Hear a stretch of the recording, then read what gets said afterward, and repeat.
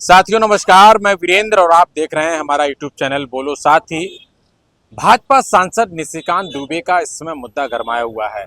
उन्होंने सीधा सवाल किया सुप्रीम कोर्ट के सीजेआई पर कि सीजेआई अगर हर कोई फैसला ले रहे हैं तो इस देश की विधानसभा को और संसद को उसका कोई महत्व नहीं बचता है।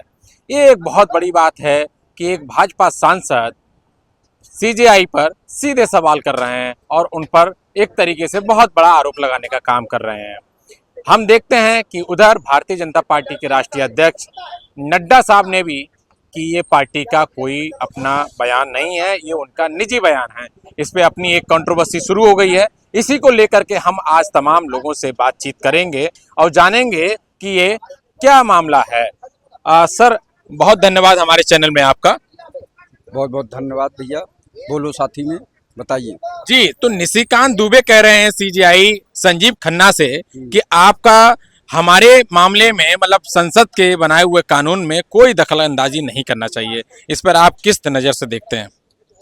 सीजीआई को ये अधिकार है कि जो कानून गलत लगे उसकी समीक्षा कर सकते हैं और उस पर टिप्पणी कर सकते हैं कि ऐसा नहीं होना चाहिए। तो आप ये बताइए, निशिकांत दुबे जी एक जो है सांसद केवल हैं और उन्होंने किस तरह की भाषा का प्रयोग किया है ये भी आपको मालूम होना चाहिए।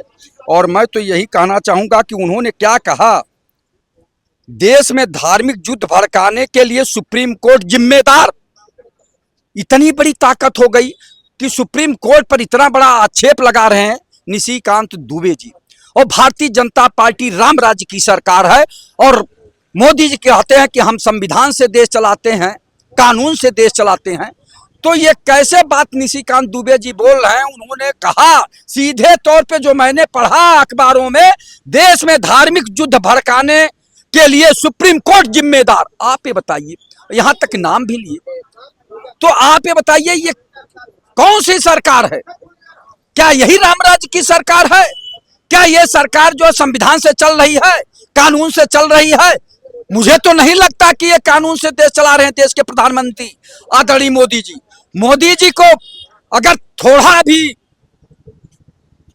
इस तरह का ज्ञान होता तो अब तक निशिकांत दुबे को बुलाकर माफी मंगवाए होते देश से कि माफी मांगिए, आपने ऐसा बात क्यों बोला। आप ये बताइए, सुप्रीम कोर्ट के जज क्यों बनाए गए? ये लोग इसलिए बनाए गए कि कोई हमारे नेतागण कोई गलत कानून बनाए तो उसको वो चिंतन मंथन करे उस पे कि देश के हित में वो कानून रहे, अहित में न बन जाए कहीं।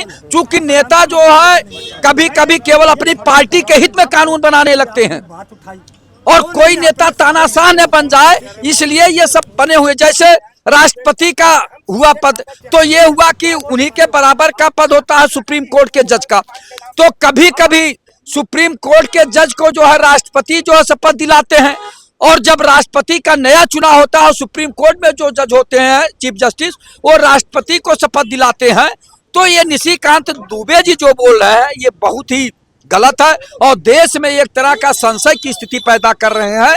और भारतीय जनता पार्टी के लोग देख रहे हैं, बोल नहीं रहे। इनके सांसद क्या बोल जा रहे हैं उस पर कोई अमल नहीं हो रहा कि ये कर क्या रहे हैं, ये चाहते क्या है, ये चाहते क्या है। आप ये बताइए कि ये लोग तो पिछड़े और दलितों का हक मारना चाहते हैं, इसलिए अनाप शनाप जो भी इनके हित में, यानी इनकी पार्टी सत्ता में बनी रहे, चाहे संविधान की हत्या हो जाए, लोकतंत्र की हत्या हो जाए, कानून की हत्या हो जाए, इनको कोई जो है तकलीफ नहीं होती है। ये लोग एकदम बेशर्मी पे उतारू हो गए। मुझे मजबूर होकर कहना पड़ रहा है कि भारतीय जनता पार्टी के लोग बेशर्मी पे उतारू हो गए हैं कि सुप्रीम कोर्ट के जज के बारे में इस तरह की बात कर रहे हैं। नड्डा साहब का बयान आ गया है कि हमारी पार्टी से इस बयान का कोई लेना देना नहीं है, उनका निजी बयान है।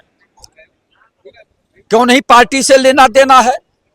आपके पार्टी के सांसद अगर कुछ नहीं लेना देना है तो आप उनको पार्टी से निष्कासित कर दीजिए या लोकसभा अध्यक्ष से कहिए कि इनकी सदस्यता समाप्त करिए। ये सांसद लायक नहीं है, ये सांसद लायक नहीं है निशिकांत दुबे।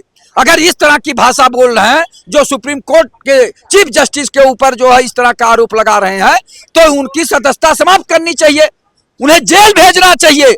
आप ये बताइए कि कानून को ये लोग मुट्ठी में लेना चाहते हैं, संविधान को मुट्ठी में रगड़ रहे हैं। भला हो सुप्रीम कोर्ट के जज का कि कम से कम वो टिप्पणी करते रहते हैं, वो एकदम रगड़ रहे हैं। आप ये बताइए कि देश के प्रधानमंत्री जी इधर संविधान की किताब को माथे पे लगाते हैं दिखाने के लिए, माथे पे चढ़ाते हैं, और इधर उन्हीं के सांसद लोग जो है संविधान की धज्जियां उड़ा रहे हैं। तो आप समझ लीजिए भारतीय जनता पार्टी के लोगों का चाल चरित्र चेहरा कैसा है। अगर आप लोग जल्दी नहीं चेते तो ये भारत में कितना कहर ढाएंगे, कितना कहर ढाएंगे। जनता जो है करा रही है, लेकिन ये लोग कोई सुधार अपने में नहीं ला रहे हैं। और माननीय प्रधानमंत्री जी बहुत अच्छी अच्छी भाषा बोलते हैं, और भाषा क्या बोलते हैं, वो बाड़ी के सौदागर हैं, बाड़ी के जादूगर हैं, बाड़ी के व्यापारी हैं। धरातल पे कोई ऐसा काम नहीं कर रहा है कि जो जनता के हित में हो। ये सरकार जन कल्याणकारी सरकार नहीं है, ये सरकार व्यापारी की सरकार है। ये बड़े बड़े पूंजीपतियों को मालामाल कर रही है, उनके 14,000 करोड़ रुपया माफ कर देती है कर्जा, और किसान और गरीब खोमचे वाले का कर्जा नहीं माफ करती है। वो बेचारे जो है तहसील में जाते हैं पकड़ के, और उसमें कटघरे में बंद कर दिए जाते हैं। किसान निधि दे तो रहे हैं नरेंद्र मोदी, किसान निधि दे के कितना वसूल रहे हैं पत्रकार महोदय। आप ज्यादा समझदार हैं कि एक तरफ किसान निधि दे रहे हैं कहने के लिए, और कितना टैक्स लगा के वसूल रहे हैं, इस पे भी गौर करिए। किताब पर, कॉपी पर, पढ़ाई लिखाई पर कितना टैक्स है ये भी जरा देखिए, तो उस पर नहीं ध्यान दे रहे हैं। एक तरफ हल्का से देख उसका प्रचार प्रसार पूरे देश में कर रहे हैं, और कितना टैक्स ले रहे हैं उसको नहीं बताते कि मैं इतना टैक्स भी ले रहा हूं, जनता का खून चूस रहा हूं, इस पे नहीं बोलते हैं। केवल देने की बात करते हैं कि मैं 5 किलो राशन दे रहा हूं देश को। जिस देश को आप विश्व गुरु बनाने की बात करते हैं, 81 करोड़ गरीब जनता को आप 5 किलो राशन देने की बात करते हैं, और 56 इंच का सीना ठोकते हैं। आप बताइए, जिस देश में 140 करोड़ में 81 करोड़ जनता गरीबी, बेबसी, लाचारी में जी रही हो, उस देश का प्रधानमंत्री कहता हो कि हम देश को विश्व गुरु बनाने जा रहे हैं, हमारा विश्व में डंका बज रहा है। कैसा डंका? यही डंका बज रहा है कि 140 करोड़ में 81 करोड़ गरीब जनता है, बेबस है, लाचार है, यही विश्व में डंका बज रहा है। माननीय प्रधानमंत्री जी, आप बताइए, जिस देश के लोगों को अमेरिका ने पैरों में बेड़िया और हाथों में हथकड़ी लगा के भेजा, और आपका 56 इंच का सीना, और आपका विश्व में डंका बजी रहा है। अन्य देशों को देखिए, छोटे छोटे देश के लोगों को ससम्मान भेजा गया, और आपके देश के लोगों को पैरों में हथकड़ी लगा के और पैरों में बेड़िया लगाकर और हाथों में हथकड़ी लगा के भेजा गया। ये क्या है? यही देश का सम्मान है? देश के प्रधानमंत्री जी को सोचना चाहिए। मैं कहना चाहूंगा, माना सरकार निकम्मी है, पर देश हमारा अपना है। इसकी तस्वीर बदलने को लाखों आंखों में सपना है। ये मोदी और अमित शाह और योगी जी देश में कोई तरक्की नहीं कर सकते, लेकिन लाखों करोड़ जनता ये चाहती है कि हमारे देश का भविष्य उज्जवल हो, देश का विकास हो, और प्रदेश और देश का जो है अच्छा विकास हो, और लोगों को रोजगार मिले, महंगाई से निजात मिले, भ्रष्टाचार समाप्त हो। ये जनता चाहती है, लेकिन ये लोग भ्रष्टाचार को बढ़ावा दे रहे हैं, और ये लोग जो है केवल कहते हैं। क्या लगता है कि अब भाजपा जो है निशिकांत दुबे का इस्तीफा मांगेगी? ये लोग उतने बड़े दिल के नहीं हैं। तो विपक्ष क्या कर रहा है? विपक्ष क्या विपक्ष खिलाफ उतरेगा? विपक्ष मांग कर सकता है, जनता मांग कर सकती है। एक बात बताइए, अगर सुप्रीम कोर्ट की टिप्पणी से शर्म नहीं आती तो आम जनता की क्या बात है? सुप्रीम कोर्ट की टिप्पणी एक पत्थर की लकीर होती है, वो केवल सोचने पे मजबूर करती है कि आप सोच जाइए कि गलत कानून बना रहे हैं, लेकिन जब उस पे नहीं अमल कर रहे हैं तो आम जनता की बात का क्या ध्यान देंगे? किरण रिजिजू भी बोलते हैं कि न्यायालय के हमारे जो है फैसले पे बिल्कुल गौर ना करे, हम अपना फैसला देख लेंगे। भैया, मैं बताया कि भारतीय जनता पार्टी कहती है कि हम संस्कार वाली पार्टी हैं, यही संस्कार है भारतीय जनता पार्टी का। मैं बार बार कहता हूं कि ये केवल कहते हैं संस्कार वाली पार्टी है, इनके चाल चरित्र चेहरा को देख लीजिए आप कि ये क्या कहना चाहते हैं। ये गरीबी, बेबसी, लाचारी में जो लोग जी रहे हैं उनके ऊपर कोई ध्यान नहीं दे रहे हैं। ये लोग केवल पूंजीपतियों को बढ़ा रहे हैं, और चाहे इनके किरण रिजिजू जी हों, और चाहे निशिकांत दुबे जी हों, और चाहे वो एक और थे रमेश बिधूरी जी हों, ये लोग सांसद, और एक और महिला सांसद थी, कौन सी हैं, स्मृति ईरानी बोली थी, और दूसरी वाली जो नई इस समय है वो क्या बोलती हैं आप देख लीजिए। हाँ, कंगना रनावत जी तो क्या बोलती हैं आप समझ जाइए कि इनके सांसद। और सबसे बड़ा शर्म मुझको लगता है, ये भारतीय जनता पार्टी अपने को संस्कार वाली पार्टी बताती है, और ये कैसे कैसे लोगों को टिकट देती है। आप बताइए, कोई कहता है कि मेहरी रहे बीमार और घुरहुआ सटल रहा है। आप बताइए, ऐसे ऐसे लोगों को जब संसद में भेजेंगे तो इस देश का क्या होगा। मुझे कहने में बहुत शर्म लगती है, लेकिन मजबूर होकर पत्रकार महोदय बता रहा हूं, ये भारतीय जनता पार्टी का संस्कार है कि चाहे कंगना रनावत जी हो, चाहे रमेश बिधूड़ी जी हो, और चाहे हमारे आजमगढ़ से एक सांसद गए थे, और चाहे दिल्ली से एक सांसद हैं, ये लोगों का देख लीजिए ना। जब ऐसे ऐसे लोगों को सांसद बनाएंगे, संसद भवन भेजेंगे, तो इस देश का क्या होगा। ये क्या गरीबी, बेबसी, लाचारी और बेरोजगारी, महंगाई, भ्रष्टाचार पे बात करेंगे? ये कतई बात नहीं करेंगे। ये लोगों का चाल चरित्र चेहरा उजागर हो गया है। मैं बार बार कहना चाह रहा हूं पत्रकार महोदय, आपका जो ये बोलो साथी चैनल चल रहा है, इस पे आप इतना दिखाइएगा जो मैं बोल रहा हूं कि माननीय मुख्यमंत्री जी रोज कहते हैं zero tolerance, zero tolerance, zero tolerance. भ्रष्टाचार मुक्त उत्तर प्रदेश, अपराध मुक्त उत्तर प्रदेश, गुंडा मुक्त उत्तर प्रदेश, और जितने भ्रष्टाचारी हैं, जितने अपराधी हैं, माननीय योगी आदित्यनाथ जी के अगल बगल में बैठते हैं।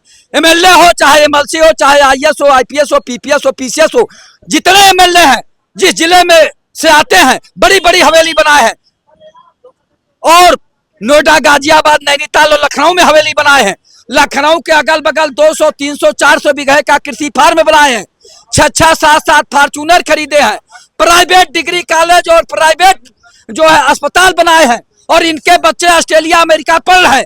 ये कहां से पैसा लाए? कभी योगी आदित्यनाथ जी पूछते हैं कि ये पैसा आया कहां से? ये जनता के टैक्स का पैसा, जो जनता के विकास का निधि होता है। आप पत्रकार महोदय गांव से आते होंगे, उसका ये लोग हड़प कर जाते हैं, और जनता जहां पहले थी आज वहीं खड़ी है। लेकिन ये लोग 7-7 फॉर्च्यूनर से चलने लगे, और 15-15 राइफल लेके चलने लगे, और 15-15, 20-20 लड़कों को, नौजवानों को लेके चलते हैं। समझे? 5-5 हजार का जूता पहनाते हैं, कपड़ा पहनाते हैं, केवल जनता में भय पैदा करने के लिए। एक नेता उतरता है तो 25 राइफलधारी उसके अगल बगल उतरते हैं। ये जनता में भय पैदा करने के लिए करते हैं। उन्हें एमएलए और एमएलसी से क्यों नहीं योगी आदित्यनाथ जी पूछते हैं, और क्यों नहीं प्रधानमंत्री मोदी जी जो है एमपी और राज्यसभा के सदस्यों से पूछते हैं कि ये धन कहां से आया। आप इन्हीं के पार्टी में अजीत पवार, शुभेंद्र अधिकारी, हेमंत बिश्व शर्मा पे देश के प्रधानमंत्री जी ने भ्रष्टाचार का आरोप लगाए थे। ये कहां है? ये जेल में है कहीं? इनकी संपत्ति जब्त हुई? नहीं हुई। ये आजकल मोदी जी के अगल बगल बैठ रहे हैं, और वही मोदी जी जो कहते थे मेरे ताप से कोई भ्रष्टाचारी मेरे अगल बगल नहीं बैठ सकता। वारे ताप आपका, आप गले लगाए हुए इन भ्रष्टाचारियों, जिनका स्थान जेल में होना चाहिए था, जिनकी संपत्ति जब्त करना चाहिए था। स्वयं प्रधानमंत्री जी बोले थे अजीत पवार चक्की पिसिंग, चक्की पिसिंग, चक्की पिसिंग।